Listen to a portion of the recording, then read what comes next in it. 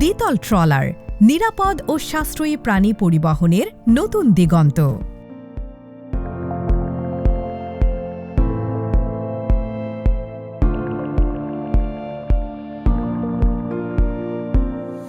ভোলা নদী ও চরাঞ্চলের একটি দ্বীপ জেলা। এখানে মানুষ দৈনন্দিন জীবন ও জীবিকার জন্য জলপথের উপর নির্ভরশীল। গবাদি প্রাণী পরিবহনের জন্য এখানে ট্রলারই একমাত্র ভরসা। ভোলা থেকে মহিষ, গরু, ছাগল ও ভেড়া নিয়ে মানুষ নিয়মিত কালাইয়া ও চরমোনাই হাটে যাতায়াত করেন। কিন্তু একসাথে মানুষ আর গবাদি প্রাণী পরিবহনে নিরাপত্তা আর স্বাচ্ছন্দ্য দুটোই ছিল প্রশ্নবিদ্ধ।